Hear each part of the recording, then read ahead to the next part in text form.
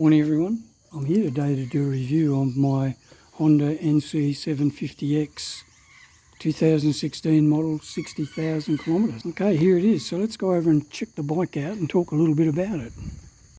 I bought this bike in 2018. It was just on 2 years old and it had done 7,500 kilometres. It is now just short of 60,000. Let's have a quick look and check it out.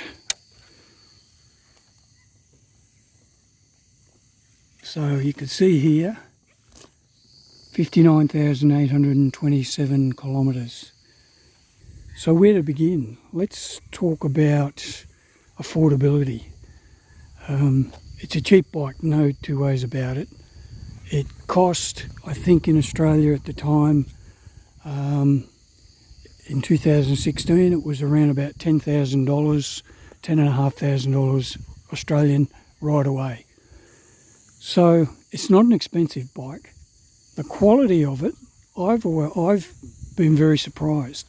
I think when you look at it, you can see how the paint has lasted really well. No fading, whatever. The engine, everything is still in pristine condition. Now I have to say that I do store it undercover and inside, well, in a garage. So it's never been exposed to the elements except when I ride it. So for a cheap bike, it is, I think, exceptional quality. All right, let's talk about maintenance. I'm not a mechanic. I'm not a motorcycle mechanic. I'll declare that up front. I only change the oil and the filter. The service intervals are 12,000 kilometres. And the major services, or the services that occur every 12,000, I take it to a motorcycle mechanic. However, if you want to do it yourself, the oil change and the filter change are easy. The air filter is in here, so you have to take off the panelling here to get into the air box down there. Valve adjustment checks. I've had two valve adjustment checks. The first one at 24,000 kilometres, and there was a minor adjustment to the inlet valve. Again, I didn't do it, the mechanic did it. I had him check it again at 48,000 kilometres, and they were in spec, and the next large service will be in another 12,000 kilometres. It'll be 72,000. And my mechanic's advice to me is, once it's bedded in, and as long as I don't thrash the bike, and I don't, he said he wouldn't worry about checking them. But I'll make that decision when I get closer to the time. The battery. It's got the original battery. Battery's in the front, in behind the front wall here, the battery. And it's the original battery. I have a battery tender. See here, and I always plug it in when I'm not riding the bike, and that's assisted the longevity of the battery. So original battery. I had the 60,000 kilometre service done about 2 or 3 weeks ago, and the original brake pads were still on the bike. The rear was changed after 60,000, almost 60,000 kilometres.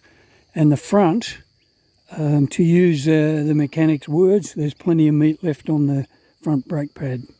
So he said, don't worry about changing it. Probably consider it at the next service. Tyres. These tyres I've got here are Pirelli Angel ST, I believe. I usually get about 15 to 18,000 kilometres out of a set of tyres. So this would be the third set of tyres, and these ones have probably done about 5,000 or 6,000 k's. So they're not too bad on tyres, this bike. Chain. This is the third set of chain and sprockets I've had. I always change them at the same time. Again, my mechanic does it, I don't. But yeah, around about 20 to 25,000 kilometres is a normal lifespan that I get out of a chain and sprocket the way I ride. So that's not too bad. That's quite okay. And fuel economy, let's have a look. So I've only done 41.3 kilometres since I refueled it, and that's 4.1 litres per 100 kilometres. That'll come down because since I refueled it, to get where I am up on the mountain, it's been all up and down mountain, so not quite as economical. But when I refuel, I expect it to be around about 3.5 litres per 100 kilometres. I'm not sure what that is in miles per gallon. I'll link it somewhere up on the screen. Comfort. The one area that this bike could be better at is comfort. And by comfort, I mean the suspension. There's no two ways about it. It's got budget suspension. It's non-adjustable at the front, and at the rear can adjust it. And it's not easy to get at, but it's down here and you can adjust it. I have adjusted it several times. At the moment, I'm happy with the rear. I weigh, kitted up with all my gear, I'm somewhere around about 85 kilos. And height, I'm about 178 centimetres tall with the boots on. The suspension is rudimentary. I can adjust it, the rear, the front you can't. When I had the 60,000 kilometre service done a few weeks ago, I was talking to the mechanic and I said, I've really noticed that the front suspension is really rough and bumpy, and he suggested that I change the front fork oil, or he would do it. And he did, and when I picked the bike up, he said the oil in it, the original oil in the forks, he said when he took it out it was like water. So almost no viscosity left in it at all. So he's replaced it, and at the same time he did the fork seals. They weren't leaking in any way, he said, but since he was going to change the oil, he may as well do the seals, and he did. And I cannot believe the difference in comfort of the front suspension. It's like a brand new bike. So if anybody's got one of these bikes and you haven't changed your fork oil and you've got a few miles or kilometres up, I'd suggest you get the fork oil changed, and you'll probably notice a huge difference. I have. It's money well spent, money well spent. Tourability. You can tour on this bike, absolutely no problem at all. I think it's about 54 horsepower, brake horsepower, and most of the torque is down low, which is the most usable when it's down low. It's not a racehorse, not designed to be a racehorse. But it can cruise all day quite comfortably. I have several times gone on long distance rides. I'm talking of about 5,000 kilometres, probably over about a 2-week period. I've taken my wife with me. We've toured on the bike. I don't have any panniers. I don't have any soft throw over. So when throw over panniers. So when my wife and I toured, we took a couple of changes of underwear, a couple of t-shirts, a couple of socks, our riding gear, one set of shorts for me to wear at night. My wife had something similar, and we used the frunk. And you can see there's a lot of room in there, and I put a small tank bag on here. And so we were able to go for 2 weeks easily with just the bike as it is, and no trouble at all, 2 up. No trouble at all sitting on 110, 120 kilometres an hour, which is the speed limit here in Australia. I had no trouble at all on the hills with the weight of the wife and the luggage. It was easy done for the bike. So you don't really need those huge big touring adventure bikes with 100 plus horsepower and 1200cc engines. This 750 can do it easily. It still looks in pristine condition. It's economical to maintain. It's economical to run with the fuel. It's comfortable with limitations. You can tour on the bike.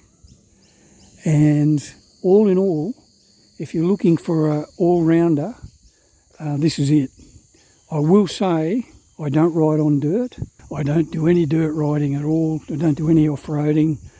I really couldn't comment whether this bike's up to it or not, but I'll leave that to somebody else to deal with.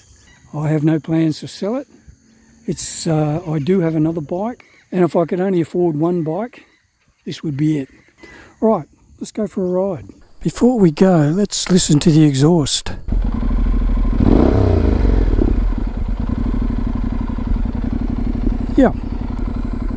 Aftermarket exhaust, as I said earlier. You can have a look at the video I've done on the accessories, but I like it. Alright, so let's go for a ride on my 2016 Honda NC750X. So I mentioned earlier in the video, the suspension is basic. You can spend up to $2,000 Australian and replace the rear shock, upgrade the front. I haven't done any of that. I don't find it necessary. Even though the suspension is basic, I can live with it. It's not too bad. And now that I've changed the fork oil, the two front forks have fresh oil, and it's great. I find the weight of the bike, I think it's listed at 215 kilos dry, I think, but I don't notice the weight at all because it's all down low. Easy to manoeuvre in the garage, easy to push around, don't notice it. As far as handling, easy peasy, pudding and pie. It handles so well. The torque is all down low, so if you want to do any overtaking on the highway or going up a mountain, no problem at all. I like the upright position. I haven't replaced this, the original windscreen. See, I've got a deflector on the top.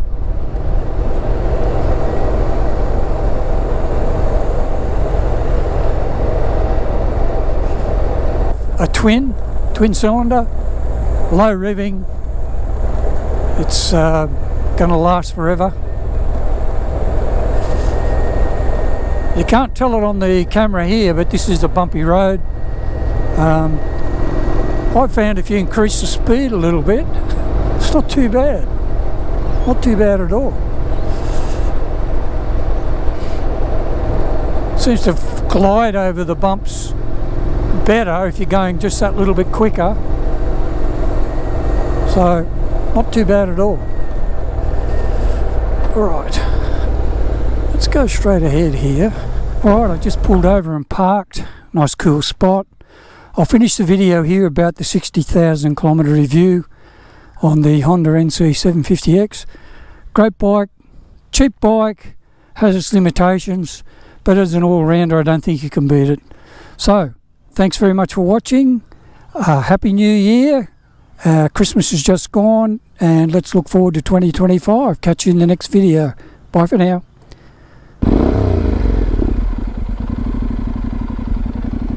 Yeah.